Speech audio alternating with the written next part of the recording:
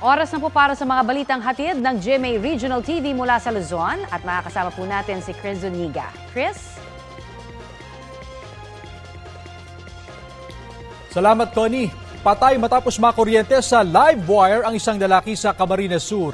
Sa Pangasinan naman, nahuli ang pagnanakaw sa isang mountain bike na agad ring naibenta.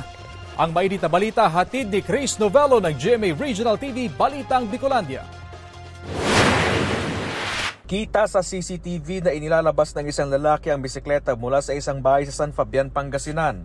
May nag-message sa akin na ninakaw yung bike ko. Hindi ako naniniwala. Biglang sinend sa akin yung video. Hindi ko capture ng CCTV. Kaya sabi ko bike ko yun. Alam ko na bike ko yun kasi yun ang ginagalit ng anak ko kasi pupunta ko sa girlfriend.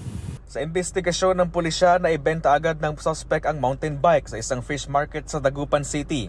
Sa tansya na may-ari, nasa 50,000 pesos ang halaga ng kanyang bike. Masama ang loob ko kasi ang balita ko, binenta lang ng 1,400 pesos yun. Hindi naman basta-basta kasi yung bike ko, ma'am. Kaya medyo masama ang loob ko. Agad ding nahuli ang suspect na residente ng San Fabian. Sinampahan na ng reklamo pagnanakaw ang suspect na wala pang pahayag. Hinahanap pa rin ang bisikleta at kung sino ang nakabili nito. Dead on arrival sa ospital ang isang babaeng angkas ng motorsiklo matapos sumalpok sa isang SUV sa San Juan, Batangas. Tumama rin ang motor sa isang poste ng kuryente. Kwento ng isang saksi sa pulisya, mabilis ang takbo ng motorsiklo na nag-overtake sa kanan ng SUV.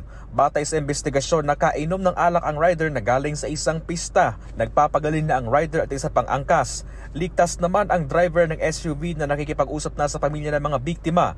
Sinisika pa ng GMA Regional TV Southern Tagalog na makuhanan ng pahayag ang pamilya ng mga biktima at driver ng SUV. Sa Virac, Catanduanes, nahulog ang isang kotse sa halos 7 metrong lalim na bangin. Ayon sa Virac MD RRMO, nahulog ang unahang gulong ng sasakyan sa gilid ng kalsada. Bumaba ang driver para sana tingnan ito pero hindi niya naitaas na maayos ang handbrake ng kotse kaya nagtuloy-tuloy na sa bangin ang sasakyan. Maswerte namang hindi nasaktan ang driver. Nakahawak pa raw sa wire na ito ang biktima nang matagpuan siyang patayan ang kanyang live-in partner sa Tigaon, Camarines Sur.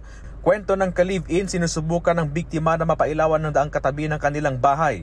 Wire po, kapot niya. Tapos may ilaw po siya doon ilalagay yun. Sa pagsusuri ng pulisya, nagtamo ang lalaki ng mga sugat sa iba't ibang bahagi ng katawan. Paalala ng mga otoridad, huwag basta-bastang gumalaw ng mga linya ng kuryente at sa mga lisensyadong elektrisyan lang ito ipacheck o ipaayos para maiwasang makuryente.